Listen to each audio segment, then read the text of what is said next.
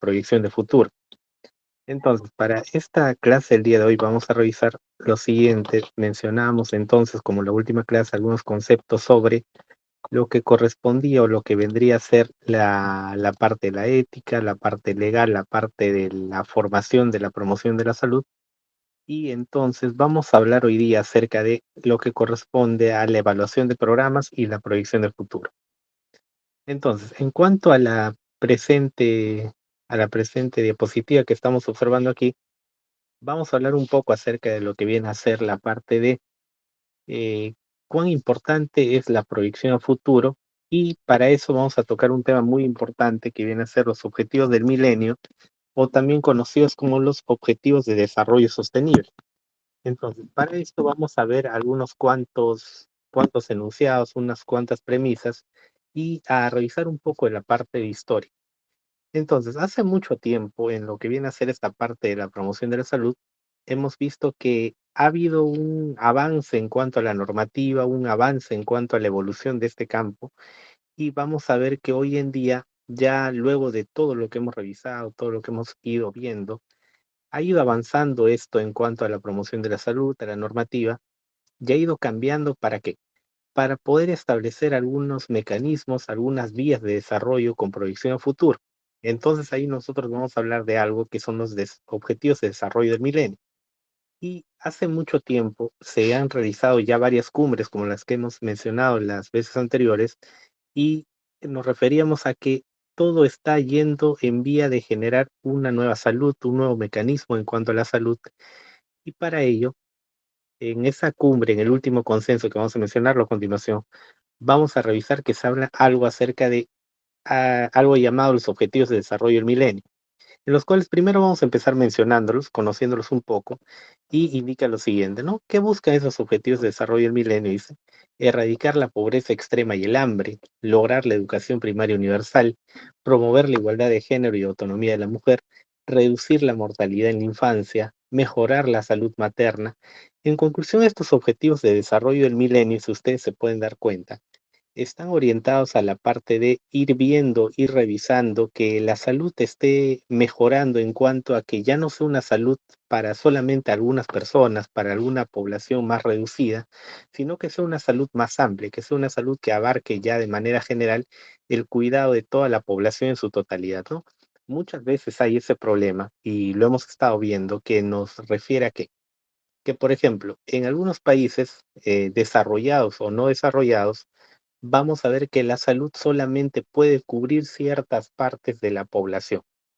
Y entonces en ese caso vamos a ver que se está presentando un problema, porque la salud es un derecho fundamental. Lo hemos visto en la parte o en ese tema que estábamos explicando acerca de la ética, y mencionamos que la salud tenía que ser un derecho fundamental, está en los derechos humanos, y está en parte también de varios tópicos que nos hablan en las diferentes cumbres que se han realizado, que lo hemos visto anteriormente.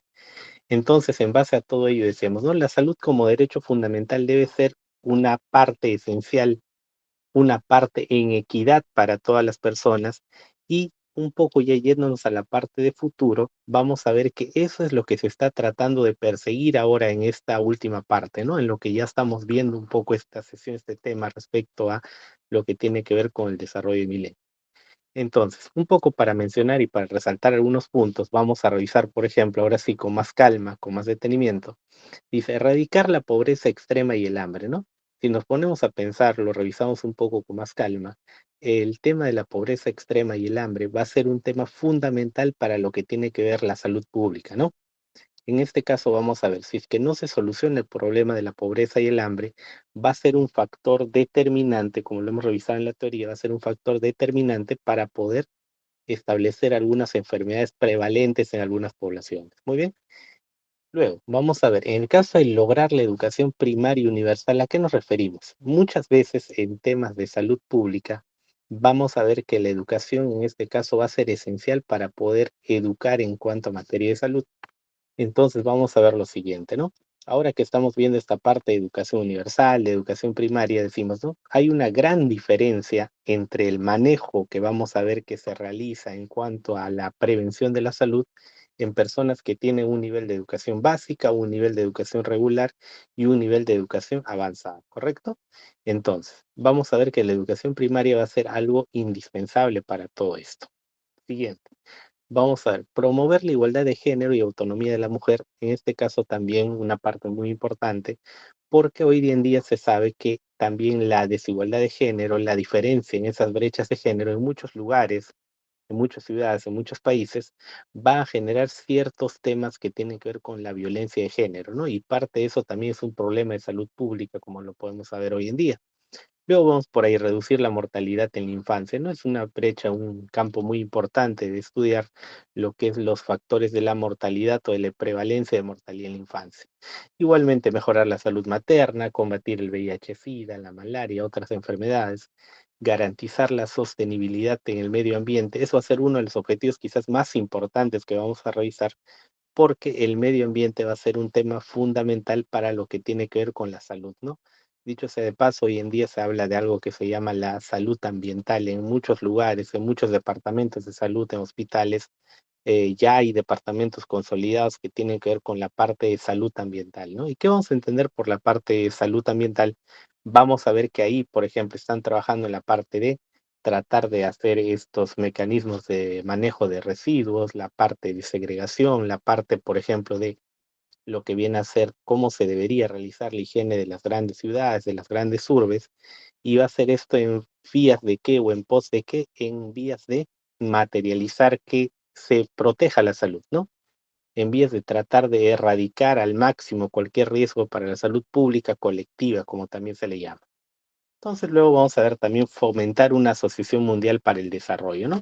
Entonces, si ustedes se dan cuenta, en estos 8 objetivos que estamos viendo aquí, que justamente son 8 objetivos que la mayoría están relacionados a la parte de la salud o están relacionados a la parte del cuidado y la protección del ambiente también, tiene que ver mucho con lo que es el tema de salud pública, porque hoy en día ya se ha hecho un trabajo desde hace mucho tiempo en la parte de promocionar algunos problemas que no se susciten y ahora vamos a ver que lo que se está tratando de buscar es que esto sea sostenible en el tiempo, ¿no? Si ya hemos logrado algún avance mediano en cuanto a la prevención de la salud, ahora lo que deberíamos hacer es que eso se mantenga a lo largo del tiempo para poder tener un crecimiento como sociedad, como país, o vamos a decirlo así, como planeta Tierra adecuado. Muy bien, pasamos a la siguiente parte. Y entonces vamos a ver algo muy importante en el caso de ustedes que están viendo esta parte de promoción de la salud, dice lo siguiente, ¿no? Cumbre de las Naciones Unidas. Hace mucho tiempo han habido muchas cumbres a lo largo de toda esta parte o de todo este tema que engloba la prevención de la salud, pero en el caso de la cumbre de las Naciones Unidas, vamos a ver que en el 2015 a 2030 hay algo que seguro han escuchado, lo habrán visto, lo habrán revisado, capaz a manera de noticia. Hay algo que se llama los Objetivos de Desarrollo Sostenible, ¿no? También los famosamente llamados ODS. Hoy en día está muy de moda, se habla mucho de ello y en muchas carreras lo van a tocar como un tema a debate, como un tema a estudio. Y estos ODS, Objetivos de Desarrollo Sostenible, ¿qué nos van a indicar? Nos van a indicar una serie de, vamos a ver, vamos a revisarlo en la imagen, como ustedes lo pueden ver, son algo de 17, si no me equivoco, sí, son 17 objetivos que van a tener una serie de metas, ¿no? Y en este caso, ¿quién va a manejar estos objetivos de desarrollo sostenible o en este caso estas metas? Va a ser la Organización Mundial de la Salud, la ONU y las entidades grandes que están manejando todo el sistema global. Están dando algunas guías, algunos lineamientos acerca de cómo se deberían manejar estos objetivos, ¿no? Que no son a manera de cada país, sino es a nivel de todo el planeta, ¿no? Se dan unos lineamientos para que cada país contribuya o trate de manejarse en cuanto a esas vías. Y todo esto con qué objetivo, con qué finalidad, de que se realice un crecimiento a nivel global, ¿no? Que se mejore la salud, que se mejore el medio ambiente, el ecosistema, la parte de la educación y muchos otros factores que vamos a decir son saludables para las personas. Entonces, como nos indica ahí la parte de la teoría, nos dice lo siguiente. Del 25 al 27 de septiembre se lleva a cabo la Cumbre de las Naciones Unidas, ¿no? En el caso del año 2015, y en este evento se juntan todos los países del mundo en la ciudad de Nueva York para debatir y aprobar una agenda, ¿no? Y esa agenda, ¿cuántos años? Vamos a ver ahí que el 2015 se produce esta reunión y esta agenda va a ser hasta el año 2030, como le estamos viendo ahí, ¿no? Entonces, en todo ese consenso, en toda esa reunión, lo que hacen va a ser establecer algunos 17 parámetros para en cuanto a ello generar algunas metas por cada parámetro e ir guiando, como se dice, la ruta de trabajo de cada país. Entonces, vamos a ver ahí, ¿no? Solamente por ver algunos ejemplos, lo voy a acercar un poco más. A ver, vamos a poner un poco más cerca y vamos a revisar algunos que quizás se nos van a hacer conocidos porque en este caso varios países están manejando algunas iniciativas de leyes o de reformas para tratar de ir esa parte, ¿no? Y vamos a ver por qué. A ver, veamos por ejemplo aquí, dice lo siguiente, en el número 2 vamos a ver hambre cero, ¿no? Cero Anger dice el caso del hambre cero. Muchos países, por ejemplo, vamos a ver que tiene esta problemática actual que está muy en debate, que es el problema del hambre, y entonces la OMS, la ONU, lo que está haciendo es establecer como un objetivo de desarrollo sostenible, ¿no? Que cada país se trate de solucionar este problema y nos van a dar unas guías para manejar esto, unos protocolos referenciales para que los países lo tengan en cuenta, ¿no? Por ejemplo, por aquí al lado de la derecha, una educación de calidad, una igualdad de género, un agua limpia y acceso al agua potable. Vamos a ver una energía limpia, el cambio climático, vamos a ver ciudades sostenibles y muchos otros temas importantes, pero que quizás en esta parte vamos a centrarnos más en el tema de la salud, ¿no? Entonces, como decíamos, no nos olvidemos, por favor, estábamos mencionando acerca de que esto se refería a lo que corresponde a los famosos objetivos de desarrollo sostenible, ¿no? Entonces, simplemente para recordarlo, en el año 2015 se realiza esto y va a tener una duración, vamos a mencionarlo, del 2015 al 2030, ¿no? Una serie de 30 años en los cuales en 2030 se volverá a revisar todo esto para poder tratar ahí de manejarlo, de verificar si es que se ha cumplido, ¿no? Luego podemos ver algunas diferencias entre la promoción y la prevención de la salud. En cuanto a estas diferencias, vamos a ver lo siguiente. ¿A qué se refieren estas diferencias entre promoción y prevención de la salud? Vamos a diferenciar, como siempre, algunos conceptos a manera de no confundirnos, ¿no? Porque si vamos a tener quizás la oportunidad más adelante de realizar alguna acción educativa, va a ser muy importante tener los conceptos claros para no generar algún tipo de confusión. Entonces, un poco también, a manera de aclarar, vamos a ver la prevención, como la palabra lo dice etimológicamente, busca disminuir, ¿no? Cuando hablamos de prevención, automáticamente vamos a pensar o vamos a referirnos a la parte de disminuir, de tratar de cambiar, de disminuir algo. En este caso, la prevención lo que está buscando es disminuir algunas incidencias de los problemas de salud, reduciendo el impacto de los riesgos, ¿no? Entonces, esta parte preventiva, ¿a qué se va a referir? A reducir algunas cosas, a reducir algunas cuestiones a manera de reducir esos factores de riesgo. Por otro lado, el caso de la promoción, vamos a ver, es busca el bienestar individual y colectivo, controlando los factores determinantes de la salud. Ya, como ya lo habíamos revisado anteriormente, la parte de la promoción se refería a todo este trabajo, ¿no? Toda esta labor de los agentes comunitarios, de los promotores de salud, que tiene que ver con todo lo referido a promocionar la salud, a tratar de realizar algún has dicho sea de paso, que va a estar muy mezclada la parte de promoción con la parte de prevención. Entonces, en la parte de prevención, para aclarar algunos puntos, vemos los siguientes.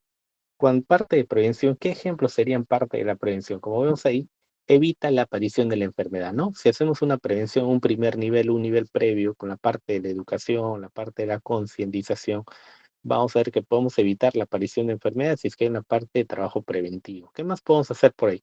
Reduce los problemas de salud. No sé, si es que hay una educación, más que todo esto se va a centrar a la parte educativa. Entonces, como lo podemos ver ahí, dice, evita la aparición de la enfermedad, reduce los problemas de salud, reduce los factores de riesgo, un enfoque más orientado a la parte de los riesgos, ¿no? Entonces, esto va a ser más relativo a la parte de la prevención y por otro lado, en caso de la promoción, nos vamos a referir, como estamos mencionando ahí, ya es la parte de buscar más, trabajar sobre los factores que determinan la salud. Ahora, si ustedes buscan un poco y se hacen recuerdo de la teoría, vamos a ver que parte de la promoción se refiere a esos factores determinantes, ¿no? ¿Qué cosas determinan la salud? Ahí sería bueno preguntarnos y recordar que cosas que determinan la salud, por ejemplo, era la situación económica, la situación social, el grado de educación, la parte de la sociodemografía, ¿no? Todos los factores que caracterizan a una persona, una población. Entonces, parte de la promoción, vamos a ver algunos ejemplos que nos indican lo siguiente, ¿no? Va a actuar sobre los determinantes de salud, como lo habíamos mencionado, vamos a desarrollar o tratar de generar algunas condiciones favorables, ¿no? En cuanto a políticas, es la parte de promocionar, como dice el nombre, y la promoción va a tener un enfoque poblacional siempre o generalmente, ¿no? Porque cuando hacemos promoción, generalmente no nos vamos a centrar en un paciente como individuo, sino en la parte colectiva de manera general para poder generar un mayor efecto. Siguiente, muy bien. Entonces vamos a pasar y vamos a revisar unos conceptos también un poco acercándonos a la parte de la prevención. Como ustedes saben, esta sesión, esta diapositiva se titula Proyección a futuro. Vamos a referirnos un tanto a esa parte para agarrar en materia. Entonces vamos a ver también algo que tiene que ver con los factores de riesgo, ¿no? Entonces, parte de la prevención de la salud, como estamos hablando, prevención es lo que está antes de la enfermedad, de la patogenia, nos indica lo siguiente, ¿no? Según la OMS nos dice que un factor de riesgo, ¿qué va a ser? Dice un factor de riesgo va a ser lo siguiente: aquellas condiciones económicas, sociales, ecológicas o biológicas, mejor dicho, todas las condiciones de riesgo que van a estar asociados a un aumento de la probabilidad. Entonces vamos a ver que muchas enfermedades van a depender de números, o en este caso estadísticas de probabilidades, para poder presentarse o no presentarse, o presentarse en un mayor plazo o un corto plazo. Por ejemplo, para el caso de la diabetes, vamos a ver que ahí dice que la diabetes puede ser genética, pero en este caso vamos a ver que para el caso de la diabetes también pueden existir algunos factores de riesgo que van a agravar esta situación, ¿no? O en este caso van a hacer que se acelere ese transcurso de un factor, vamos a llamarlo así, más probable en una persona. Y entonces dice, ¿no? Como estábamos hablando, dice ambiente que está asociado o causa un incremento en la susceptibilidad para una enfermedad específica, una salud deficiente o lesiones. Muy bien, entonces, vamos a mencionar algunas. Como bien estamos viendo en la imagen, dice, ¿no? Algunos factores de riesgo y ojo, tengamos por favor cuidado con esa parte que está debajo de la letra, que indica para el desarrollo de enfermedades no transmisibles. Cuando hablamos de factores de riesgo, vamos a hablar de factores de riesgo para enfermedades transmisibles y no transmisibles. Por ejemplo, hay enfermedades que no van a ser transmisibles, que son esas enfermedades que no van a poder contagiarse, mejor dicho. La obesidad, por ejemplo, el sobrepeso se podrá contagiar, es una enfermedad que no se va a poder contagiar, ¿no? Es una enfermedad que no se transmite de persona a persona. Muy por el contrario, por ejemplo, en este caso con el VIH, SIDA, sífilis, que son enfermedades de transmisión sexual que necesariamente se tiene que contagiar, no es que vayamos a adquirirlo o desarrollarlo propiamente. Entonces vamos a ver algunos factores de riesgo para enfermedades no transmisibles, los que estamos viendo a continuación. Por ejemplo, una persona para que pueda tener mayor propensión en este caso de diabetes va a ser un factor muy importante la mala alimentación, ¿no? Estamos viendo por ahí algunos bocadillos, alguna parte, por ejemplo, de gaseosas, bebidas, frituras, etcétera, que son comidas que tienen, vamos a decirle, comidas que nos van a generar algún tipo más de probabilidades para tener esta enfermedad, que son la comida chatarra, por así decirlo. Vamos a ver, para el sobrepeso y obesidad, ¿no? ¿Qué es lo que va a generar sobrepeso? Un factor de riesgo, el consumo nocivo de alcohol, ¿no? Consumo desmesurado de alcohol, por ejemplo, por ejemplo, la inactividad física y sedentarismo, fumar, exposición al tabaco, grasas elevadas en sangre, etcétera. Todo esto, ¿qué va a constituir? Va a constituir un grupo de factores que van a agravar la probabilidad de una persona de adquirir determinada enfermedad.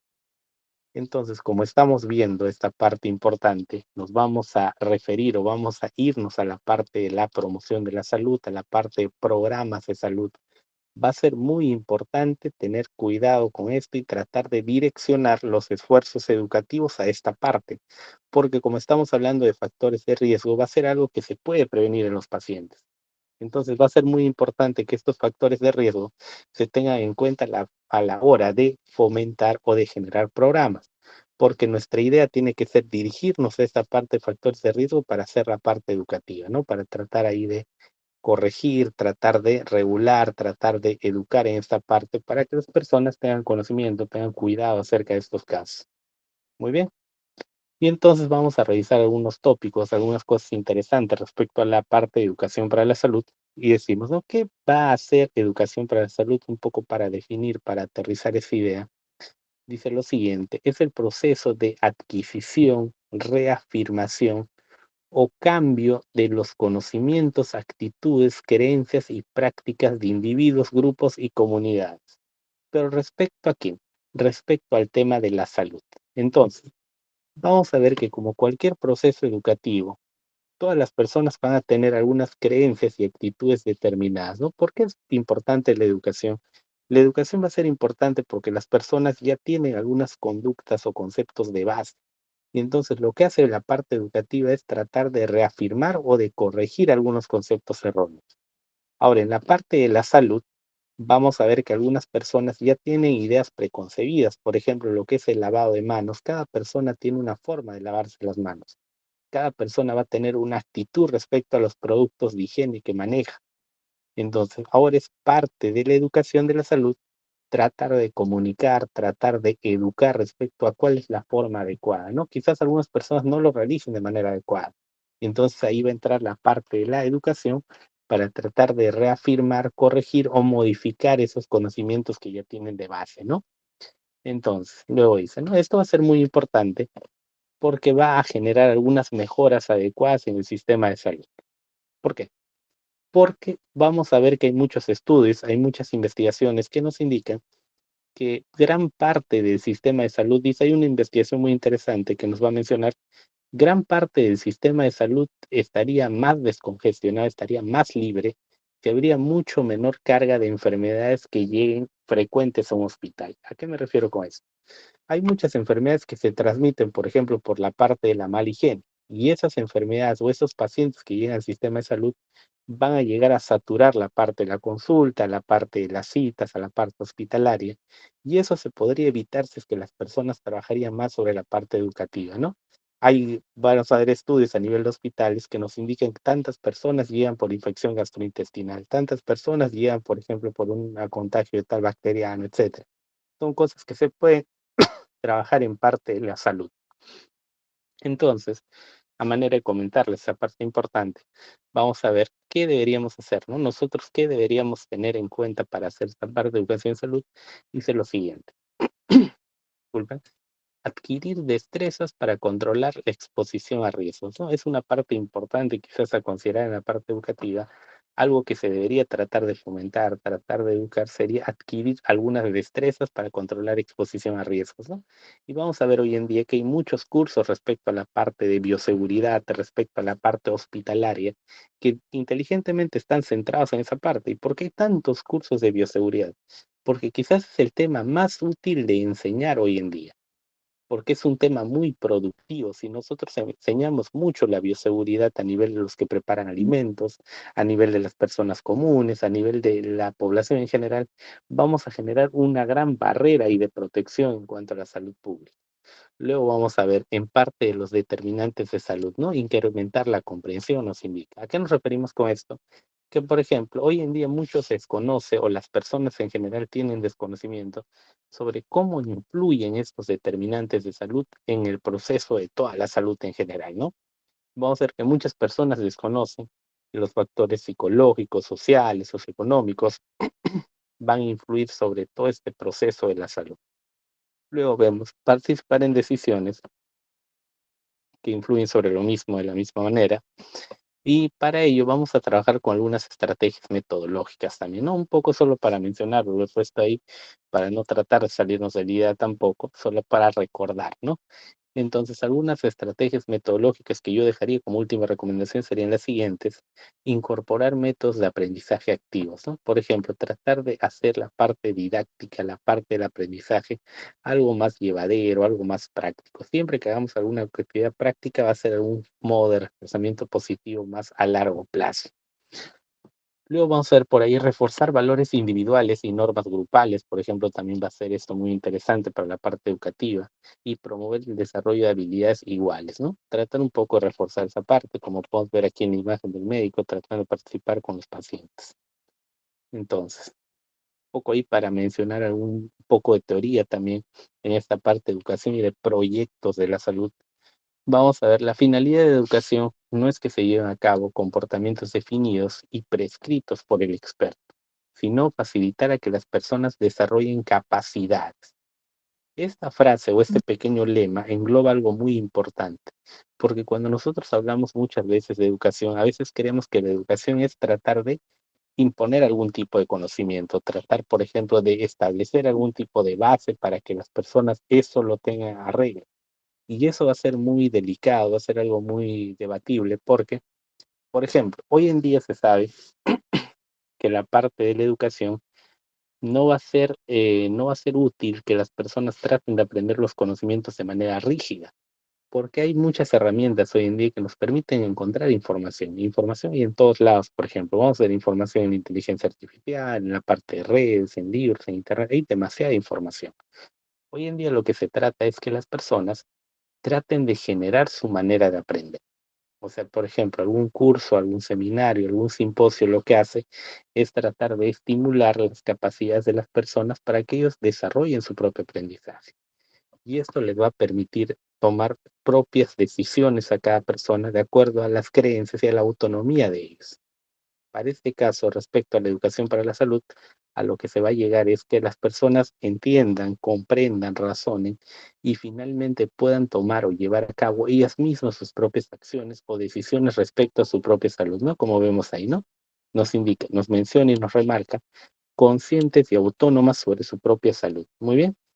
Y vamos a ver algunos tipos de educación para la salud. Cuando hablamos y nos referimos a educación directa, vamos a ver que es el aprendizaje personal, unidireccional, ¿no? Estamos viendo ahí el maestro en la pizarra, en el caso de una madre que está enseñando a un hijo, vamos a ver también el caso de indirectas, vamos a referirnos a todos estos medios masivos que vamos a decirlo así, ¿no? Entonces, la educación directa va a ser la educación uno a uno. La educación indirecta va a ser la parte de la educación por medios masificados, por medios masivos. Muy bien, correcto. Seguimos entonces. Vamos a ver ahora, nos indica lo siguiente, ¿no? Algunas herramientas para la parte de la educación y la salud, para tener en cuenta, para tratar de manejarlas. Vamos a ver algunas técnicas de acción directa. Cuando nos hablan de técnicas de acción directa, vamos a citar, por ejemplo, aparte de la entrevista, aparte de la charla, aparte de la narración. Cuando hablamos de técnicas de trabajo en grupo, ¿a qué nos vamos a referir? A técnicas de trabajo grupales, como su nombre lo dice, ¿no? Vamos a ver, por ejemplo, ahí la lluvia de ideas, la discusión, juego de roles. Vamos a revisar, por ejemplo, estudio de casos, clarificación, que son varias cosas que quizás hemos estado revisando, ¿no? Algunos talleres, escucha proyectiva, y esto vamos a encontrarlo en gran variedad en la parte de internet, en libros, en mecanismos, que es algo que vamos a tener acceso a revisar. Luego vamos a ver algunos recursos didácticos, como por ejemplo, decimos ahí algunos recursos impresos, recursos audiovisuales y medios audiovisuales. Entonces, va a haber una amplia gama de herramientas, las cuales nos van a ayudar, nos van a favorecer a esta parte. Muy bien. Entonces, nos referimos a esto y vamos a ver por aquí algunos niveles en cuanto a la prevención de la salud. Dice o nos indica la teoría lo siguiente, nos va a mencionar los distintos niveles de actuación preventiva están en íntima relación con las fases, dice, ¿no? De la historia, fases de la historia de la salud, de cómo se está generando ello. Y entonces vamos a revisar lo siguiente. Dice, los distintos niveles de actuación preventiva están en íntima relación con las fases de la historia natural de la salud. Por lo tanto, van a existir tres niveles en las diferentes fases, ¿no? Y un poco solo para mencionar, para tratar de tenerlo en cuenta de la siguiente forma. Vamos a revisar y dice, ¿no? Y tenemos ahí un pequeño cuadro que nos habla acerca de la historia natural de la enfermedad y nos dice lo siguiente, ¿no? Vamos a ver que hay periodos. En este caso nos hablan de un periodo prepatogénico, creo que ya lo habíamos revisado, pero para mencionarlo, nos habla de un periodo prepatogénico, un periodo patogénico y una parte de resultado. ¿No? Vamos a ver que hay una serie de tres fases ahí que se están realizando. Entendamos entonces de manera lógica, el periodo prepatogénico se refiere a la parte antes de la enfermedad, el periodo patogénico a la parte donde se está desarrollando la enfermedad. Y ahora en este periodo patogénico, manera de cultura general, vamos a saber que hay una parte asintomática y una parte sintomática, ¿no? Porque cuando se desarrolla la enfermedad, dependiendo de cada patogenia, vamos a ver que puede haber síntomas o no puede haber síntomas, o puede haber unos principios no síntomas, pero luego sí podría haber. Y finalmente vamos a ver algún tipo de resultado, recuperación, muerte, cronicidad, etcétera, ¿no? Pero para ello vamos entonces a ver y entender esto. ¿Y esto para qué nos va a servir conocer esta parte de los niveles de la historia natural de la enfermedad? Porque hay una parte importante donde va a actuar la promoción de la salud y va a ser la siguiente, ¿no? ¿A qué nivel se puede prevenir? Parte para razonar, para pensar un poco. ¿De qué importante va a ser considerar esto de la promoción de la salud? Porque vamos a ver, como aquí veíamos, prepatogénico, patogénico, resultado no se olvida. Vamos a revisar ahora en cuanto al nivel de prevención. Entonces decimos lo siguiente, ¿no? Podemos, acá vamos a ver esta parte importante, la voy a subrayar. Dice, ¿no? ¿A qué nivel se puede prevenir? Dice, vamos a ver, hay un nivel primario, un nivel secundario y un nivel terciario, dice, ¿no? Dice, en el nivel primario vamos a poder hacer medidas orientadas a evitar la aparición de una enfermedad mediante el control de los agentes causales y factores de riesgo, ¿no? Entonces, en un nivel primario, ¿qué se está haciendo? Se está evitando directamente la aparición de la enfermedad. Y ahí justo viene la parte muy importante, la que va a incidir o la que va a afectar directamente a la promoción de la salud. Y ahí viene una parte interesante para ustedes, que es la de educación para la salud, lo que estábamos mencionando, ¿no? ¿Qué se debería hacer en un nivel de prevención primario? O sea, todavía nadie está enfermo, recién se está previniendo, se está evitando y se está trabajando sobre promoción de la salud. ¿Cómo se va a trabajar sobre esta promoción? Y nos indica, ¿no? ¿Qué deberíamos hacer para promocionar? Dice, primer punto, la educación para la salud, ¿no? ¿Educar en qué sentido? A nivel de saneamiento. Dice, esa parte de educación de la salud, acceso al saneamiento, del control de crecimiento y desarrollo pre y postnatal, mejoramiento del ingreso económico, etcétera, ¿no? Todo lo que va a ser previo a una enfermedad o lo que va a ser un factor importante. Muy bien. Siguiente, un nivel secundario, ¿qué es lo que se va a hacer? Dice, ¿no? Medidas orientadas a detener o retardar el progreso de una enfermedad o problema de salud. Dice, ya presente un individuo en cualquier punto de su enfermedad, ¿no? Esto ya va más orientado a la parte médica, pero a nivel de reconocer, a nivel de razonar, vamos a verlo también. Nosotros vamos a trabajar un nivel primario porque estamos haciendo promoción de la salud, pero un nivel secundario ya está trabajando la parte médica, ¿no? ¿Y ahí qué van a hacer ellos a nivel secundario para prevenir? En el caso de la prevención, ellos van a revisar lo siguiente, dice, un diagnóstico precoz y oportuno, ¿no? Van a tratar, ya está la enfermedad, pero ahora lo van a tratar lo más pronto posible para tratar de evitar algún daño fuerte. Muy bien. Y un nivel terciario, cuando ya pasó la enfermedad, o vamos a decir, ya se generó todo el proceso, ya terminó, sigue habiendo una prevención, pero esa prevención es puramente médica, que se refiere a la parte rehabilitación, ¿no? Entonces, vamos a ver qué interesante, qué importantes son estos tres niveles en el manejo de la enfermedad. ¿Correcto? Y aquí vamos a ver, ¿no? ¿A qué se refiere cada uno? Solamente para ver algunos ejemplos, dice, ¿no? En el periodo primario, ¿qué está pasando? Es el periodo prepatogénico, lo que estábamos hablando a un inicio, ¿no? ¿Qué periodo estamos hablando en la parte primaria? Es el periodo prepatogénico, antes de la enfermedad.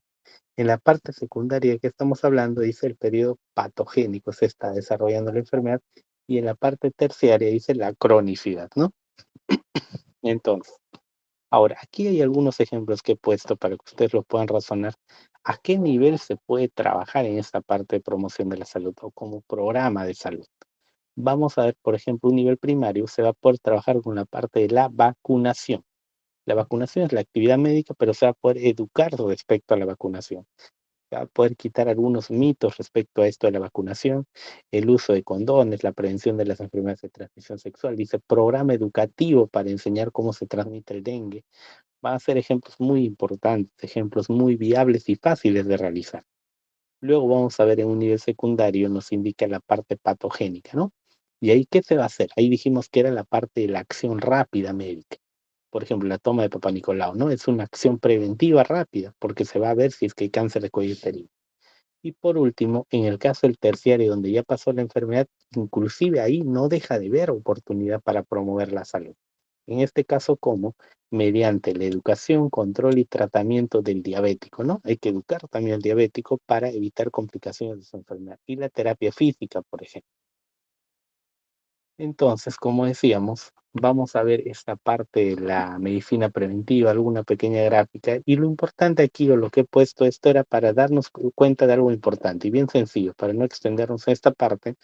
Decíamos aquí que la primera parte y la punta de la lanza, como estamos viendo ahí, es la promoción de la salud, ¿no? Entonces vamos a ver que todo va a iniciar o todo va a ser muy importante en cuanto se promocione la salud. y vamos a ver que va a ser tan importante como un tratamiento adecuado, como una rehabilitación, como una prevención de un daño. La promoción de la salud va a ser una parte fundamental en la medicina preventiva.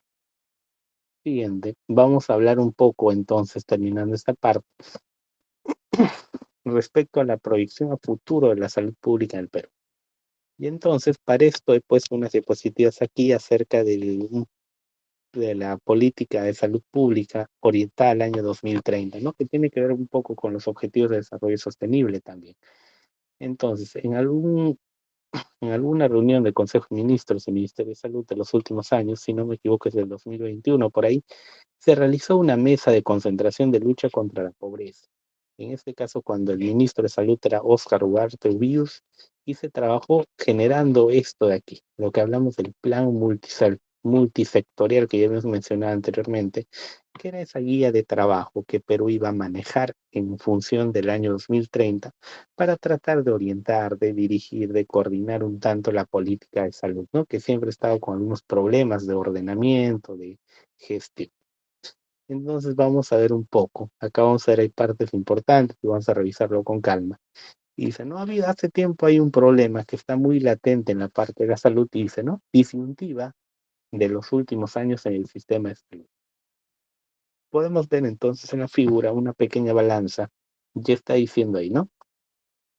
¿Qué es lo que se está debatiendo? ¿Qué es lo que se está discutiendo mucho en los últimos años en cuanto al sistema de salud? Dice, no, hay algo que está siempre en pelea en el sistema de salud y es lo siguiente. Vemos por la parte izquierda, dice, invertir en IPRES hospitalarias, dice, invertir en IPRES hospitalarias o invertir en IPRES ambulatorias, dice.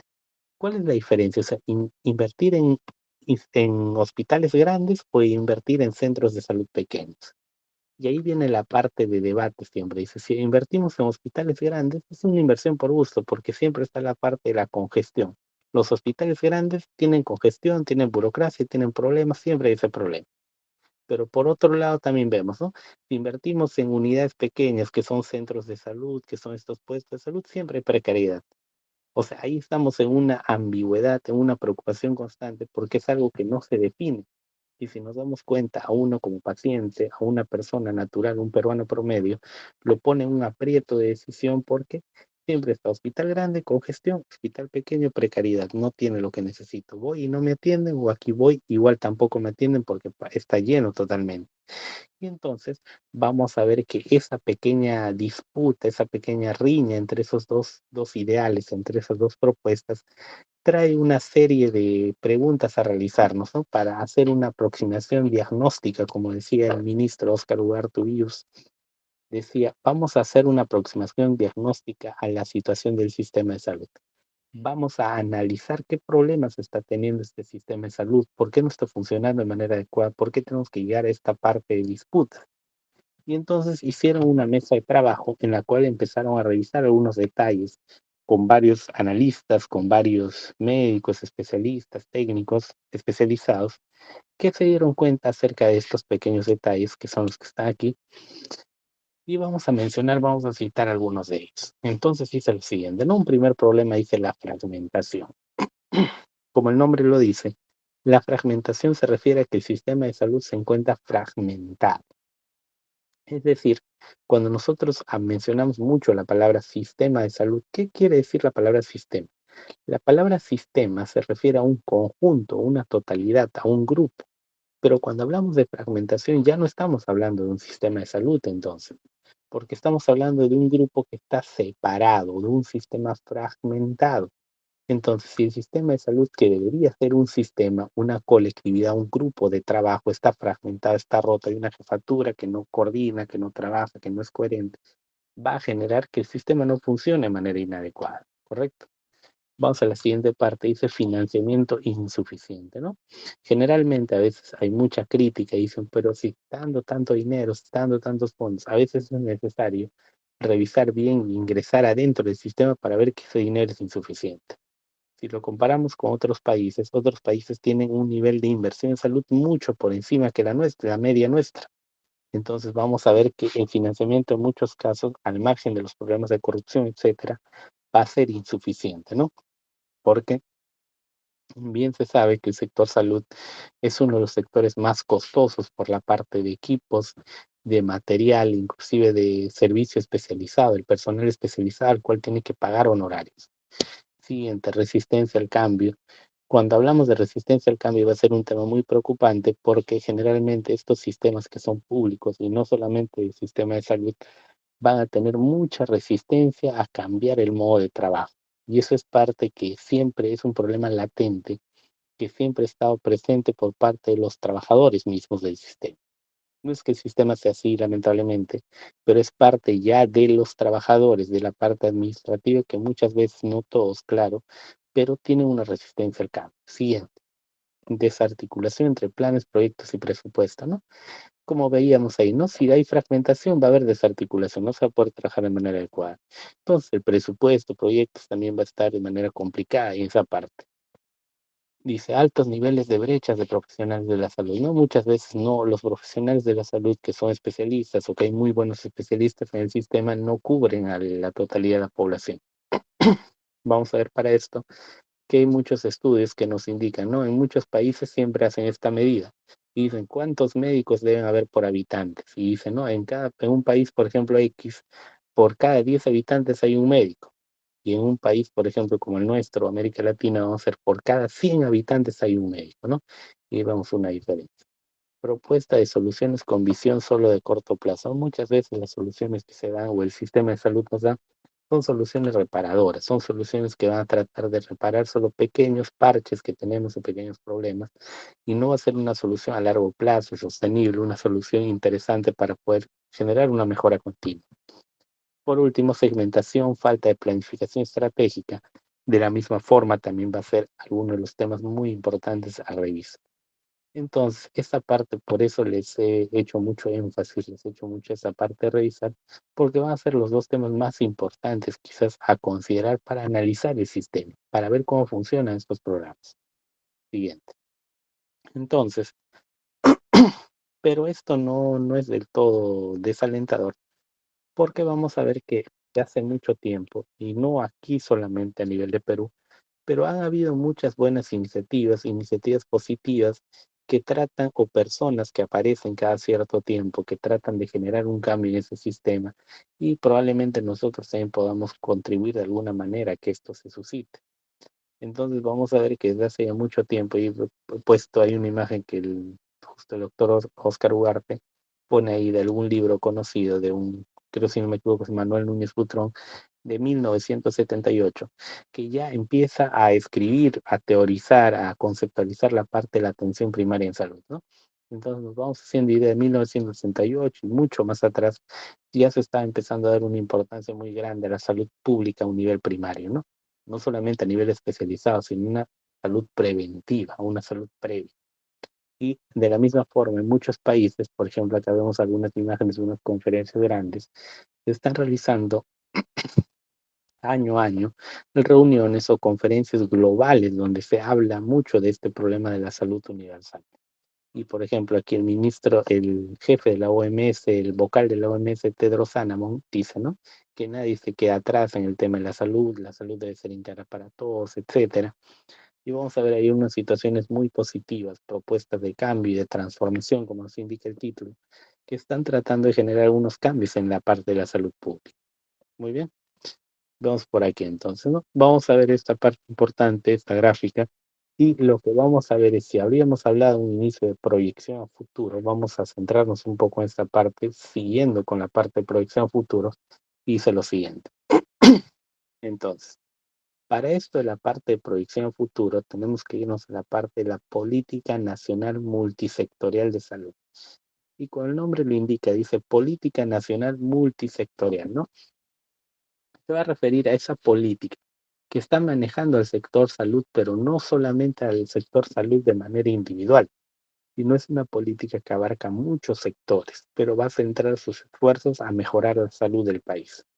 Y esta política, como vemos en la pequeña gráfica, esto sí elaborada en el año 2019, mire, hace 5 años, y es lo que se viene trabajando y se viene teniendo como una iniciativa, vamos a ver que está orientada o está diseñada para el año 2020 al 2030, ¿no? Es decir, le han dado un plazo de 10 años para ejecutarse y para revisarse o reevaluarse o verificar cómo está avanzando este tema. Entonces, vemos aquí este pequeño loguito que nos indica por la parte de abajo, como política nacional multisectorial, se está tratando de generar una cobertura universal de la salud. Es decir, y ahí vamos a ver que esta cobertura universal de la salud, ¿a qué se refiere? Que la totalidad de la población peruana, en todos los rincones del país, tenga un acceso a un servicio de salud vital, básico y digno, ¿no?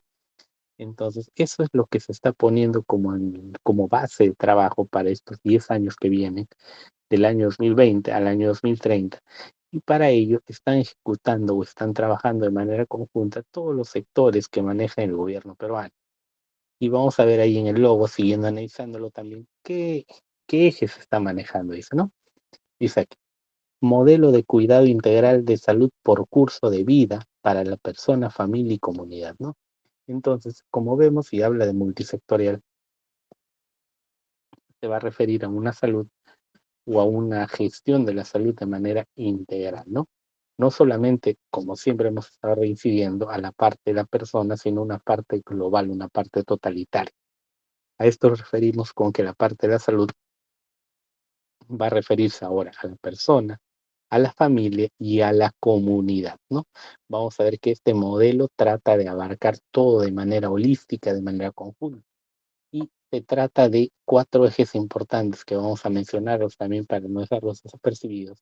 Vamos a ver el eje de la prestación, ¿no? Cuando hablamos de prestación, esa palabra que pasa hemos escuchado muchas veces, prestación de salud, prestación de servicios. La prestación se refiere a los equipos, a los insumos, al personal y a la promoción, ¿no? Que esté disponible, que haya prestación, que estén prestos. Por eso dice la parte de prestación.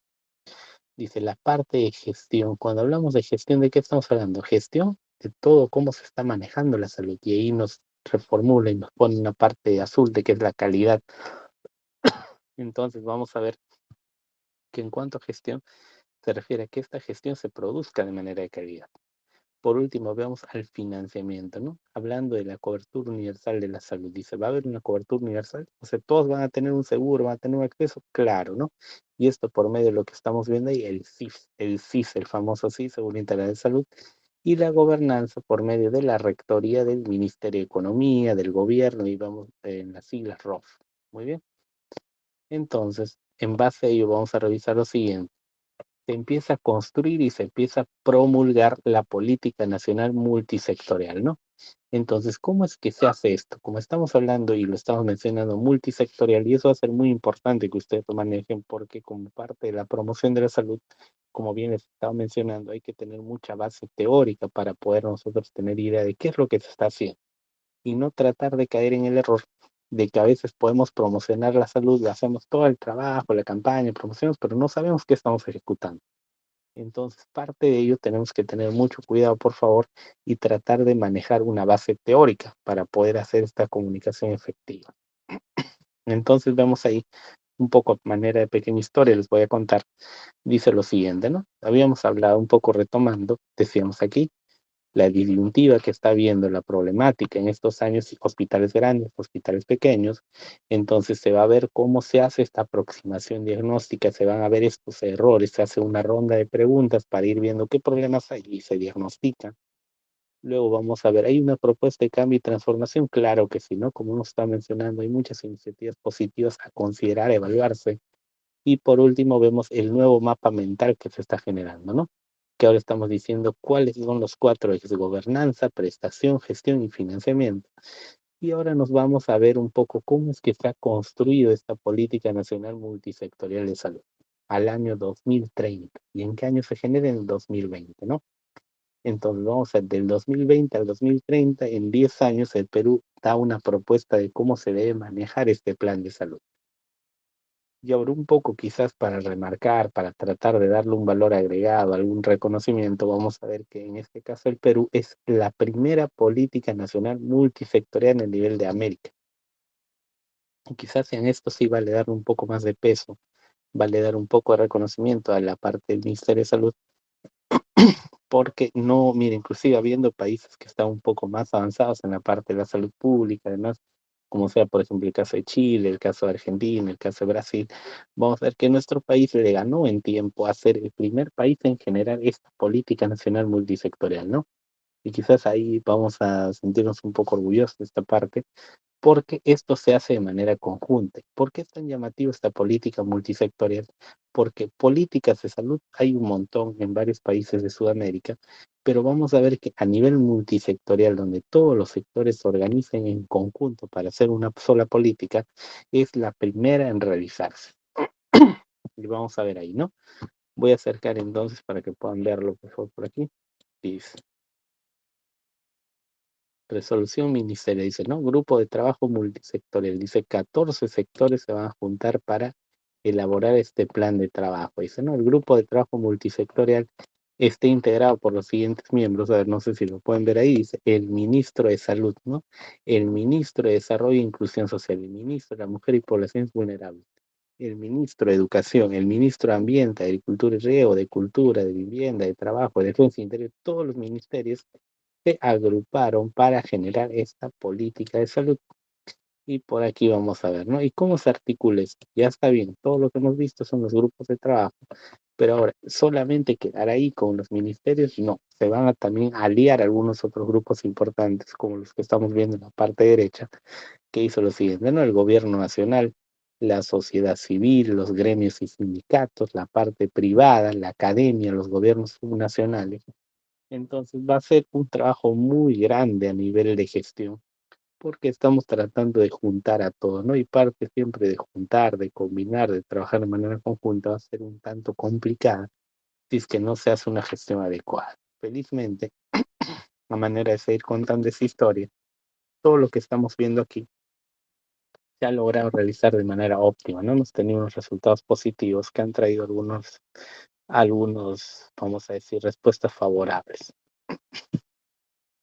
Luego vamos a ver por aquí todo esto que hemos estado viendo, en base a qué se va a manejar. Vamos a ver entonces, esto se maneja en base a un plan mucho más grande. Y ahí vamos a ver cómo lo conectamos con lo que habíamos visto al inicio de las diapositivas, que decía, ¿no? En base a qué se va a atar todo lo que estamos viendo. Y aquí está, esto es lo que estamos viendo ahorita. Vamos a irnos a la parte del medio. Dice, ¿no? Desde hace mucho tiempo aquí en el Perú, un poco para ver el marco de la historia. Dice, ¿no? Vámonos acá. Marco supranacional. Cuando hablamos del marco supranacional nos referimos a nivel del exterior del Perú, a nivel del extranjero, a nivel de la ONU, Organización Mundial de la Salud, la ONU, el Organismo de las Naciones Unidas. Hay algo que son los Objetivos de Desarrollo Sostenible, que ya lo hemos visto al inicio. Son todas esas metas, son todos esos planes que tiene el planeta para el año 2030, 2050, en los cuales hay 17 objetivos de salud, de agua, de riego, de saneamiento, etcétera, que van a manejar el desarrollo del mundo. Entonces, de estos son los que rigen a nivel global. Pero esto le llega a afectar a Perú también. Por eso vemos aquí, a base a estos objetivos de desarrollo sostenible, hay una visión de Perú al año 2050. Y esa visión de Perú al año 2050, ¿quién la va a imponer? Esa ya la vemos nosotros. Es la visión que genera el país propio. Y ahora vamos a ver, aquí viene la política número 13 de qué, de la parte de los objetivos de desarrollo sostenible, la parte de nuestro marco, nos habla acerca del acceso universal a los servicios de salud y seguridad social, ¿no? Entonces, en base a cumplir esta política, te empieza a trabajar muchas cositas pequeñas en nuestro país que han ido avanzando de a poco, no ha sido de manera acelerada, para generar nuestra famosa política nacional multisectorial de salud. Entonces vemos, por ejemplo, por aquí en una primera parte, en el primer recuadro, dice, en el año 2006, lo primero que pasó, una línea de tiempo, una pequeña línea, dice, ¿no? Acuerdo de partidos políticos en salud. Los partidos políticos en el 2006 se juntaron, varios partidos políticos, como ustedes saben, son los de las elecciones, los que ponen a los presidentes, etcétera. Se juntan en el año 2006 varios de estos y generan un acuerdo respecto a que todos los partidos políticos van a incluir a la salud como un tema prioritario en su agenda. Luego de esto, vamos a ver que en 2016 y 2021, igual, de la misma forma, se genera en el año 2016 acuerdos de gobernabilidad por el desarrollo integral del Perú, no una agenda del Congreso, una agenda de la parte de Perú, del Ministerio. Se van a generar algunos acuerdos que van a tratar de proyectarse del año 2016 a 2021. Luego vemos el de salud, que es de la parte privada del sistema de salud aquí en Perú, da también otras líneas de trabajo respecto a la modernización de la seguridad social en el 2019.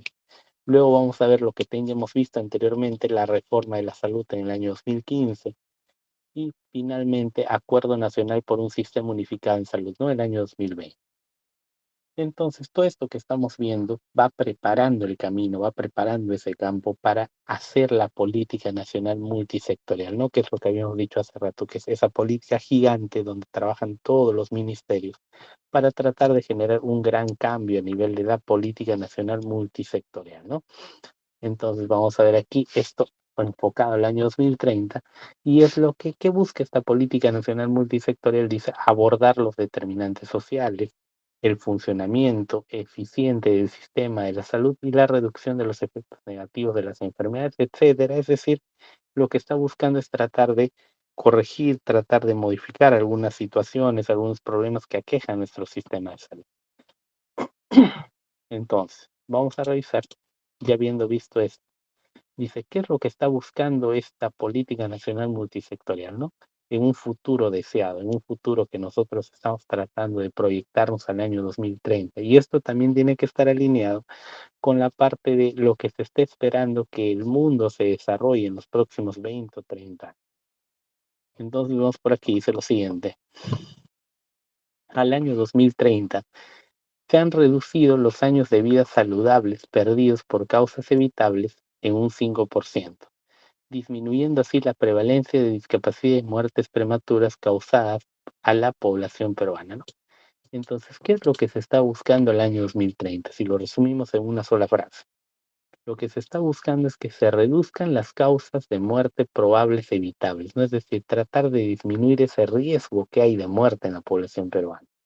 Hoy en día sabemos por muchos estudios que a nivel de Perú, nuestra población peruana está muy expuesta a distintos factores de riesgo por muchos problemas, por muchos factores, como por ejemplo lo va a ser la contaminación, la parte de la fuerza laboral, la parte económica, la hambruna, el agua, etcétera. Todos los factores y problemas que existen en Perú van a hacer que se generen muchos casos de riesgo en nuestra población peruana, riesgo de muerte prematura o de discapacidad, que son dos cosas muy gravísimas que nos afectan. Pero esto, lo que se está tratando de realizar, tratando de resumir, es reducir estos valores, tratar de generar que esto vaya disminuyendo. Para el año 2030 se está buscando que se reduzca un 5%, es como que un pequeño avance, un pequeño logro que se realice entonces. Esto es nuestro plan de futuro deseado. Puede parecer muy simple, puede parecer algo sencillo, que es un valor muy pequeño, quizás podemos pensar, pero vamos a ver que como lo vemos a millones o a gran escala en nuestra población, va a ser un valor muy fuerte. Por ejemplo, vamos a compararlo. En el caso de la pobreza, vamos a ver que va reduciendo, dice, no, 1 punto, 2 puntos en pobreza, y eso vemos que son millones de soles, es de la misma forma. Entonces, para mencionar, dice, ¿no? Algunos objetivos prioritarios de esta política nacional multisectorial. Dice un objetivo prioritario uno. ¿Cómo vamos a lograr desarrollar esto? Mediante mejorar los hábitos, mejorar las conductas y estilos de vida saludables de la población, ¿no? Y ahí va a entrar la parte de la promoción de la salud. ¿Cómo vamos a poder mejorar estos objetivos prioritarios? Mejorando la parte de la salud, ¿no? De la promoción. La única manera de que se mejoren los hábitos, conductas y estilos de vida va a ser mediante la educación en salud, mediante la formación de los promotores de salud. Segundo punto, asegurar el acceso a servicios integrales de salud de calidad oportunos a la población, ¿no? Y ahora ahí hablamos por qué tanto se están centrando en la cobertura universal de la salud, en proteger a todos con un seguro integral, con un SIS, etcétera. Porque esa va a ser una parte vital, una parte fundamental para que todas las personas estén protegidas. La única manera de asegurar que todos no tengan algún problema de salud es dándoles un seguro apropiado y unas condiciones de salud básicas. Tercero, mejorar las condiciones de vida de la población que generan vulnerabilidad y riesgos en la salud, ¿no? Abordar los determinantes sociales, los famosos determinantes sociales van a ingresar a esa parte. Vamos a tratar de mejorar esas condiciones de vida. Entonces eso va a ser muy importante para la población peruana, ¿correcto? Y solamente para mencionar, luego de esto vamos a pasar a algunos casos prácticos, allá para cerrar, revisar algunos casos de programas de salud, pero quiero que termine con esta parte teórica. a manera de ir viendo, de ir revisando algunos temas importantes. Entonces dice, ¿no? Vamos a ver solo por mencionarlo, el MINSA ahí se lidera un número significativo de los temas de salud, ¿no? ¿Quién es el que va a liderar los temas de salud? En este caso, cuando hablamos de temas de salud, va a ser el Ministerio de Salud. Esa es la función. Claramente ahí por lógica o por idea o por lo que vemos en la promoción de la salud, el Ministerio de Salud va a ser el ente encargado. Pero cuando hablamos, por ejemplo, el MIDIS, Ministerio de Desarrollo e Inclusión Social, miren, lidera los temas de lucha contra la anemia y desnutrición, ¿no? Contra el desarrollo de la primera infancia, entre otros. Parecería que esto de la lucha contra la anemia y la desnutrición lo debería ver el sector salud porque es el MINSA, pero ustedes se dan cuenta que lo va a dirigir el Ministerio de Desarrollo e Inclusión Social, ¿no? ¿Y por qué está haciendo esto este otro ministerio que no tiene que ver mucho con la salud? Porque la política multisectorial, eso es lo que indica, tratar de trabajar todos en conjunto y no sobrecargar todas las labores al Ministerio de Salud. Y además que también, si ustedes se dan cuenta, el Ministerio de Desarrollo e Inclusión Social trabaja sobre la niñez, sobre las poblaciones jóvenes y vulnerables. Entonces, la anemia va a darle a personas que están en situación vulnerable, como son las gestantes, los recién nacidos y los niños, y va a ser un tema que le va a competir realizar al Ministerio de Desarrollo e Inclusión Social. Siguiente. El Ministerio de Vivienda, Construcción y Saneamiento, como vemos ahí, el MBCS, que va a generar los temas del agua potable y segura, ¿no? Saneamiento básico, entre otros, que son cosas importantísimas que están ligadas al ámbito de la salud. Vamos a ver el Ministerio de la Mujer, por ejemplo, en este caso, Ministerio de la Mujer y Poblaciones Vulnerables, el MIMP, lidera los temas de lucha contra la violencia familiar, de género, etcétera, que son cosas importantes en salud. Y por último, el MINAM, ¿no? Ministerio del Ambiente, que va a trabajar con todo lo que es la conservación, recuperación del medio ambiente, entre otros. Entonces, vamos a ver un poco solamente para cerrar esta diapositiva, que todo esto de la política multisectorial de salud va a tratar de generar es que todos los ministerios trabajen de manera conjunta. Y ahí vamos a ver que la promoción de la salud va a tener muchas oportunidades, no solamente en la parte de promoverlo a nivel de mí, no nos cerremos solo a la parte de la salud, sino tratando de generar educación, por este caso, o instrucción en muchos otros ambientes. Promoción de la salud va a incluir, por ejemplo, entonces trabajar en la parte del MINSA, trabajar ahí generando en el MINSA alguna educación en salud. A nivel del MIDIS podríamos desempeñarnos, como por ejemplo lucha contra la anemia, a nivel del MINAM, educación ambiental, y hay muchos otros lugares donde podríamos desempeñarlos. Por eso, más que nada, lo he puesto esto para poder referenciarnos, para poder revisar dónde podríamos ejecutar algunas funciones. Muy bien. Entonces, espero que les esté siendo útil esta parte para que ustedes luego lo revisen y lo puedan ver y lo tengan en cuenta también como lugares de acción a trabajar. Correcto. Entonces, ahí vamos a ver cómo es que esto se va a manejar. Dice algunos pasos iniciales. Capaz esto es un parte administrativo, lo voy a pasar y quiero irme a esta parte. Entonces, para ver esto aquí, un poco ya para cerrar esto y solamente para mencionarle la ley, todo esto que estamos viendo finalmente va a cerrar en un reglamento de ley. Y ese reglamento de ley es la ley 308095, que va a ser una ley que va a reforzar todo lo que hemos visto respecto a la política multisectorial, ¿no? Porque la política es una cosa, pero también tiene que haber una ley que va a apoyar a generar esa política, una ley que va a dominar y va a regir esa política. Esa ley es la ley que fortalece la función rectora del Ministerio de Salud, ¿no? Es la ley 30895, eso lo pueden anotar, lo pueden revisar, y es la que nos va a explicar acerca de los objetivos, dice, define objetivos prioritarios, los lineamientos, los contenidos principales de las políticas, cómo van a estar los estándares, los cumplimientos, las metas, los programas, todo lo que nosotros queramos revisar respecto a la política multisectorial, quizás como promotores de salud, de manera profesional, de manera académica, quisiéramos revisarlo, vamos a irnos, por favor, a esa ley, porque ahí vamos a encontrar todo un reglamento. ¿Qué dice? ¿Qué es esa ley? Abajito está un cuadrito. Esa ley también la vamos a conocer como reglamento de infracciones y de sanciones, porque vamos a ver que en esta ley nos va a indicar todas las funciones que tienen que tener y la acción que tiene que haber. Inclusive, miren aquí abajo, nos indica lo siguiente, ¿no? Dice, orientado al accionar de las entidades del gobierno nacional, de los gobiernos regionales, de los gobiernos locales, así como el sector privado, la sociedad civil y la población en general, para la promoción y protección de la salud y la vida de las personas, ¿correcto? Entonces, esta ley va a ser muy importante por parte de ellos, lo que les estaba mencionando, para tratar de dar esa fuerza a la política nacional multisectorial y también a manera de reglamentar infracciones y sanciones. Y eso va a ser muy importante para ustedes, en el caso de la promoción de la salud, que se trate de ver o de reglamentar esas sanciones para tener una herramienta más a nuestra función, a nuestra labor. Entonces, a manera final, para ir viendo esta parte ya del término, vamos a ver algunos ejemplos de algunas estadísticas, algunas métricas que nos van a ser un poco interesantes para tratar de ver cómo está funcionando el sistema. Dice lo siguiente, ¿no? Dice, a pesar de que ciudadanos en el Perú tienen en su mayoría cobertura de salud, el servicio al cual pueden acceder es de baja calidad e insuficiente para cubrir sus necesidades, ¿no? Hoy en día sabemos que todos tienen algo que se llama el Seguro Integral de Salud, el SIS, pero vamos a ver que este servicio, a pesar de que todos lo tengan, en su mayoría es de baja calidad e insuficiente para cubrir sus necesidades. Entonces, se ha hecho un seguimiento para tratar de ver cómo se está manejando esto del SIS. Es un estudio de una consultoría, está bajo la fuente, apoyo consultoría, y entonces se hace un seguimiento y se va a ver cómo es que ha ido avanzando. Mire, en el año 2012 al año 2018, podemos ver esta flechita que nos está indicando el crecimiento de una curva. Dice que para el año 2012, cerca del 62% de personas de todo el país estaban aseguradas, cosa que para el año 2018 ha cambiado y casi 80% de la población en 2018 tenía seguro. Ahora estamos en 2024, aproximadamente, y esto debe estar por 95, 99, quizás casi toda la población tenía seguro.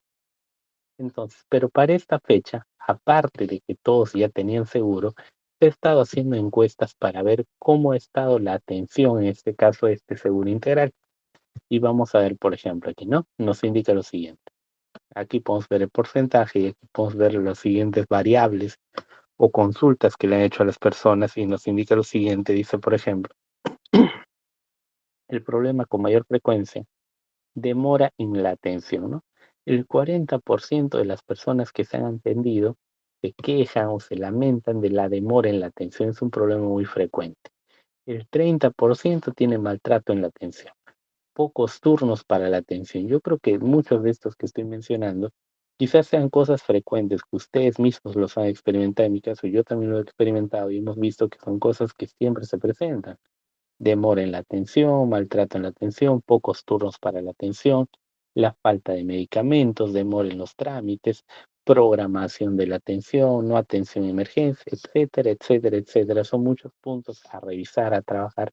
Y es por eso y es importante que estos datos, lo que estamos viendo que se le conocen como métricas, sea parte también de la promoción de la salud que se realiza, porque hacer de conocimiento esto a la población en general, si se hace de manera adecuada, va a ser una manera de educar, de corregir, de crear conciencia, y así las personas pueden tener una base para poder hacer sus reclamos oportunos. Muchas veces las personas tienen muchas quejas, tienen muchas dudas, tienen muchas consultas, pero no tenemos este sustento estadístico o este sustento de datos para poder reclamar, y los reclamos quedan insostenibles, quedan en el aire. Dice por abajo, ¿no? Dice, como resultado, esta parte rojita va a ser muy importante. Dice, el 20% de los pacientes deciden atenderse en farmacias, ¿no? Y quizás es algo para revisar, para preocuparse, porque esto no debería ser así. ¿A qué nos referimos? Muchas veces cuando las personas se atienden en las famosas farmacias o en lugares extraoficiales a la parte de la consulta médica, vamos a ver que hay tratamientos o hay casos o patologías donde las personas requieren una revisión directamente médica. Como bien la química farmacéutica, en este caso los farmacéuticos, están estipulados para dar algún tipo de medicación básica, algún tipo de medicación, vamos a decir, de primer nivel, los médicos son los únicos autorizados para tratar de dar un tratamiento patogénico, un tratamiento más directo, una enfermedad, una patología, bajo una previa revisión. Entonces, en este caso, las personas que deciden atenderse en farmacias están incurriendo en un riesgo contra la salud, al no haberse sometido a una revisión de calidad, una revisión adecuada que deberían tenerlo en el hospital. Quizás el médico podría sugerir alguna prueba diagnóstica, alguna prueba de laboratorio, alguna prueba, examen radiológico, etcétera, pero las personas al no tener esa posibilidad de atenderse, van a acudir a la farmacia o un sistema de atención más rápido y muchas veces no se podrían estar revisando en la principal dolencia que tuviera. Muy bien, vamos a pasar al siguiente, dice, ¿no? Los problemas en la atención reportados por los pacientes son agravados por el alto gasto de bolsillo que deben enfrentar para los tratamientos y en particular para los gastos en medicamentos. Entonces, este es otro problema muy importante que vamos a ver a qué se refiere con gasto de bolsillo. Vamos a ver que el gasto de bolsillo es el nivel de gasto que una persona realiza fuera del seguro. O sea, lo ideal sería que todas las personas tengan un seguro de calidad y que cuando uno vaya a atenderse no gaste ni un sol. Ese es el plan esencial de la OMS. Inclusive la OMS, ahí está el nivel puesto, por favor. Dice, nivel recomendado por la OMS. Una persona, dice, según la OMS, va a atenderse a un centro hospitalario y en este caso, fuera de la atención que él tiene, capaz tiene que comprarse algún medicamento fuera del hospital, tiene que sacarse alguna plaquita, algo, y eso no lo cubre el seguro y a lo máximo que tú puedes gastar es el 10%. De todo el tratamiento, el 10% lo puedes asumir tú, porque es un gasto de bolsillo adicional, eso te lo dice la OMS. Pero aquí en Perú se han hecho esos estudios para ver cuánto es el gasto de bolsillo y el gasto de bolsillo es de 44% o era de 44%, que está muy por encima de la OMS. Es decir, si tu tratamiento para una enfermedad está valorizado en 1.000 soles, tú vas a gastar 500 soles de tu bolsillo porque hay cosas que no te lo cubre el seguro. Entonces, en ese caso va a ser muy importante, va a ser preocupante, porque lo que se está viendo es que este gasto de bolsillo es un margen de cómo medir está el seguro o el sistema de salud, ¿no? Mientras mayor sea el gasto de bolsillo, nos va indicando que en este caso el seguro tiene más problemas, que tiene más falencias. Mientras menor sea el gasto de bolsillo, nos va indicando que está de manera más óptima todo este manejo del seguro. Entonces, vamos a ver por aquí la parte de la derecha, dice desagregación del gasto de bolsillo para personas en problemas relativos, ¿no? Acá referimos aquí solamente para ver, ¿no? Población con CIS, población sin CIS, solamente es una gráfica. Y aquí vamos a explicar un poquito para que ustedes tengan conocimiento en la parte educativa, la parte de comunicar esto, ¿no? Entonces dice, ¿cómo se gestionan los recursos para la compra de medicamentos estatales? Vamos a ver, dice, un sector público descoordinado genera mayores demoras y costos en el tratamiento e incrementa las brechas en la desigualdad de acceso a los servicios de salud, ¿no? Y vamos a ver cómo se gestiona, dice, cómo se hacen las compras de medicamentos estatales. Y eso va a ser algo muy importante quizás para tener cuidado con los medicamentos. Dice, por ejemplo, todo el dinero va a salir del Ministerio de Economía y Finanzas. El caso para comprar medicamentos, ¿cómo sale? Dice, cada entidad tiene su diferente mecanismo de compra. Dice, el Ministerio de Economía y Finanzas tiene el dinero. El dinero se ve en una primera parte para el Ministerio de Salud, es la entidad pública, ¿no? El Ministerio de Salud se lo da. Y el Ministerio de Salud recibe el dinero, pero ¿a quién se lo da ahora? Se le da al CENARES. Hemos escuchado mucho esta parte de CENARES, que es esa institución que maneja el ministerio, que es compra medicamentos. Ha habido muchos casos de corrupción, de mal manejo por parte de CENARES. Vamos a ver, luego se va a la DIGEMIT, la Dirección General de Medicamentos y Drogas y Fármacos. Luego vamos a la otra parte. En el salud, ¿quién lo compra? Lo compra IETSI, la parte de Instituto de Salud, Investigación y el CEAVE, ahí está el logo. Y vamos a ver que en el caso de la tercera parte, el ministerio se lo da a los gobiernos locales, a las Fuerzas Armadas, la PNP, la INPE. Entonces, cada uno tiene su propio manejo en la adquisición de estos medicamentos, de esos recursos. Y vamos por aquí abajo, ¿no? Dice, los fondos para la adquisición de medicamentos estatales son otorgados a diferentes entidades que adquieren diferentes productos. Y ahora dice, mayores gastos por realizar adquisiciones descentralizadas, acceso a distintos medicamentos que generan desigualdad. Y entonces ahí ve la parte, porque al nosotros tener esta segregación del sistema donde los medicamentos se compran de manera diferente, ahí ya estamos generando inequidad, porque algunas entidades tienen algunos medicamentos genéricos, en la otra entidad tiene medicamentos de marca, inclusive comprar de manera diferenciada genera mayor gasto, a lo que debería comprarse medicamentos de calidad en un lote único y empezar a repartirse a los diferentes sistemas. Eso es lo que aquí se está viendo que es un problema a solucionar, ¿no? Los medicamentos estatales, ¿cómo se están cobrando? Cada uno se están comprando en diferentes entidades, generando una segregación, un distanciamiento de esa parte. Muy bien. Dice, todos estos problemas han empeorado en el marco de la crisis sanitaria del COVID. Entonces vamos a ver, algo que nos ha hecho dar cuenta de toda esta problemática y nos ha hecho reflexionar ha sido la parte del COVID que ha hecho que se visualice con mayor énfasis todos estos problemas. Dice, exceso de muertes según causa en 2020, dice, ¿no? ¿Qué pasó entonces en el tiempo del COVID? Vamos a ver que para el caso de COVID, debido a todos estos problemas del sistema de salud, nos dimos cuenta que nuestro sistema de salud no estaba preparado, esto ya lo habremos visto en las noticias hasta el cansancio, solo por mencionarlo.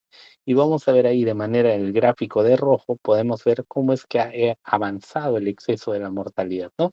Vemos entonces el primer caso de COVID-19 aproximadamente en marzo del 2019 y cómo es que ha ido avanzando esta curva. Dice, principales razones de la disrupción de los servicios, ¿no?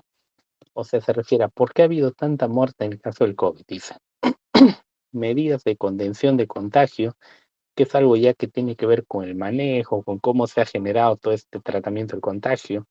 Vamos a ver luego las restricciones en la oferta de la salud, que es algo que tiene que ver lo que estamos hablando hoy día, que todos estos problemas o estas muertes en exceso han tenido que ver con restricciones en la oferta de salud, que había mucha parte ahí de problemas con el sistema de salud y cómo se estaba manejando la oferta, mucho cuidado. Y por último vemos las restricciones en el acceso, ¿no? Entonces vamos a ver que todos estos problemas de la crisis sanitaria COVID van a tener relación con esto que estamos viendo anteriormente, cómo se gestionan los medicamentos. Y eso es solo un ejemplo de varios ejemplos que vamos a ver a continuación. Y vamos por ahí. Complicaciones a solucionar en las próximas décadas. Para irlo mencionando, dice lo siguiente. Dice, vamos a ver en el primer gráfico, en el que está en la parte de arriba, cómo es que está la población de nuestro país actualmente, ¿no? Es un gráfico que nos indica cómo es, dice, tenemos por ahí población en edad de trabajar, tenemos tres tipos de poblaciones, los vamos a separar en tres grupos. Dice lo siguiente. Tenemos una población en edad de trabajar que es la que está, la mayor cantidad de nuestra población, o si lo separamos todo el Perú, analizamos en números, la mayor cantidad de gente de nuestro país es población en edad de trabajar. Ahí está en la parte media, el mayor grupo de gente se concentra en esa parte media.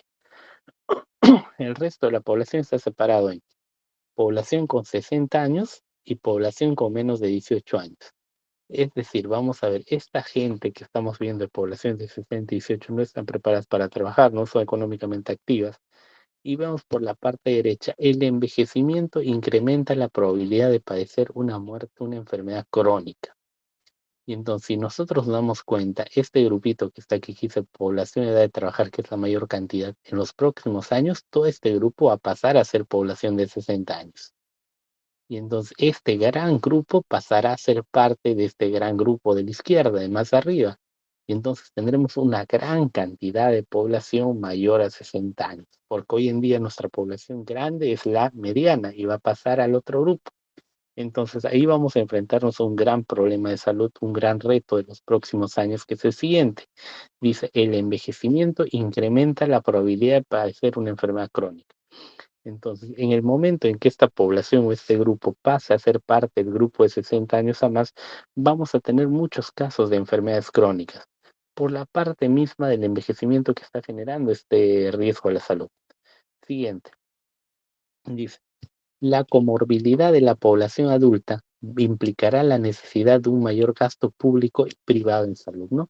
Entonces, lo que estábamos hablando ahí, y ahí vamos a ver en la parte de abajo, justo miren, la población de edad de trabajar está pasando a la parte de población de 60 años, en algún momento todo este grupo se pasará a este grupo y va a haber entonces muchos problemas de que esta población que más adelante será adulta, mayor de edad, de tercera edad, va a generar muchos altos gastos de la parte pública y privada porque se necesita invertir para prevenir estas comorbilidades. Entonces, por eso, y como título lo estaba mencionando, las complicaciones a solucionar en las próximas décadas, ¿no? Muy bien, como les decía, entonces eso va a ser un tema muy importante, que va a ser un problema, vamos a decir, del futuro, de acá a 10, próximos 10, 20, 30 años, que va a ser algo que va a estar muy a necesidad del Ministerio de Economía. Siguiente. Dice, ¿qué podríamos hacer entonces para tratar de manejar esto a manera de cerrar, a manera de dejarlos con una buena reflexión? Podríamos incentivar programas de prevención y diagnósticos tempranos. Puede mejorar sustancialmente la salud y la calidad de vida de los pacientes, ¿no?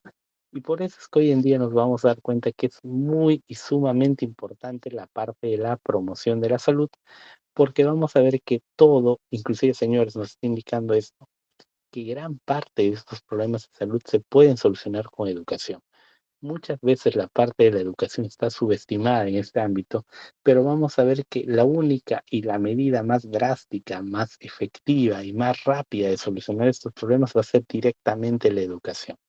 Y entonces ahí como nos está invitando la gráfica, nos indica lo siguiente: incentivar programas de prevención y diagnósticos tempranos van a poder mejorar sustancialmente la salud y la calidad de vida de los pacientes, ¿no? Por ejemplo, podemos ver acá a la izquierda, dice 40% de los casos de cáncer podrían ser evitados mediante programas de prevención. Miren qué importante. ¿Por qué? Porque vamos a ver, solo por mencionar un ejemplo pequeñito, cuando hablamos de cáncer, los cánceres, si es que se diagnosticarían en etapas tempranas, que es lo que vemos en la televisión, en los medios de comunicación, en la divulgación científica, dice, cualquier cáncer que se diagnosticaría en una etapa temprana tiene mucha mayor capacidad de recuperación el paciente. Inclusive tiene una mucha capacidad menor de gasto en ese paciente, porque el paciente ya no va a tener que someterse a tantas quimioterapias, a tratamientos excesivos, a tratamientos muy agresivos para el paciente. Y todo esto se podría tratar con educación, con promoción de la salud. Muy bien, para la parte derecha vemos 33% de estos casos podrían ser tratados efectivamente con la aplicación de políticas de detección temprana, ¿no? Entonces vamos a ver cómo esa combinación increíble va a generar grandes cambios en el sistema de salud. Por una parte, el cáncer de manera educativa, ¿no? Se puede educar en cáncer y luego de la mano va la parte del tratamiento, ¿no? Educamos, las personas evitan un cáncer avanzado, por otra parte el tratamiento rápidamente actúa si detecta un cáncer. Entonces vemos ahí, como estamos viendo en la parte de abajo, dice costos directos e indirectos, ¿no? En soles por el paciente, dice, ¿no? Y ahí vemos, por ejemplo, solamente para mencionar, pero es muy lógico, vamos a ver que el gasto va a ser mucho mayor de acuerdo al estadio de cáncer, y es por ver un ejemplo de una enfermedad. En el caso de cáncer, vamos a ver que a un estadio uno va a ser algo de 36 miles, entonces 30.000 soles, 160.000 soles, 144.000, 168.000. Entonces vamos a ver, en cada estadio va a haber si lo transmitimos a números que son gastos, va a ser un gasto increíble, ¿no? Entonces dice, incrementar la detección de pacientes de estadio temprano nivel uno a nivel reportado por Uruguay generaría 32 millones de ahorro en costos directos por año, ¿no? 780 años de vida saludable ganados por año. Entonces vamos a ver que a nivel de política global inclusive va a ser muy saludable esa parte.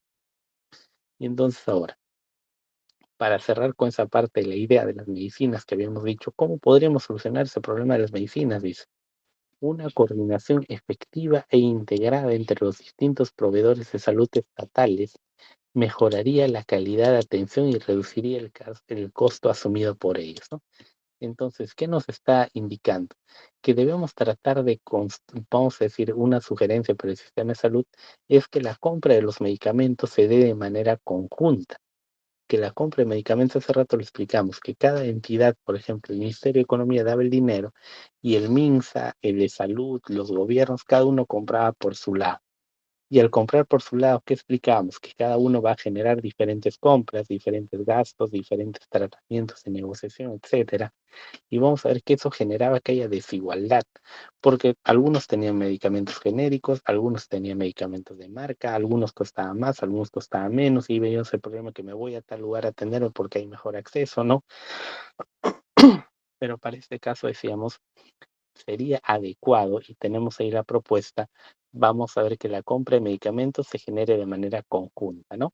En todos los sistemas de salud se compra una sola compra de medicamentos, dice distribución de recursos centralizada, estandarización de la elección de las medicinas y un medicamento bueno. Dice como requisito el análisis farmaconómico de las alternativas y no solo en función de precio de venta, ¿no?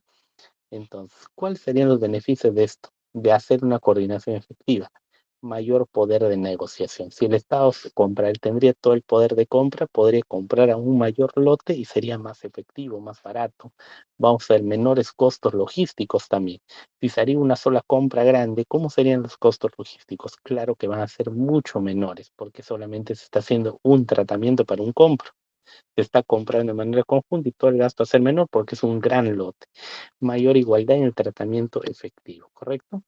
Y por último, cerramos con esta idea, quizás algo para que ustedes puedan revisarlo, luego sería la parte de la telemedicina, ¿no? Que solamente por mencionarlo, pero en muchos países ya se está considerando que hay lugares donde la salud no va a llegar o no va a tener acceso, y en este caso vamos a ver que hay médicos que pueden atender a través de la telemedicina, a través de una laptop, de un computador, en lugares muy lejanos como la Amazonía o la Sierra, ¿no? Y eso también puede generar mucha reducción de costos de espera y va a volver más productivo el servicio. Entonces, con esta diapositiva nos vamos a quedar. Espero que esta pequeña diapositiva, esta parte haya sido mucho de conocimiento de esta sesión para tratar de revisar algunos temas importantes, como el caso de la promoción de la salud, igual con la recomendación de que por favor puedan tener todo el material a disposición, a la mano, para poder realizar cualquier consulta determinada. Muchas gracias, eso sería todo por mi parte. Gracias por la atención. Espero volver a verlos en otra oportunidad, en otra invitación. De acuerdo. Entonces, esto sería todo por mi parte. Muchas gracias.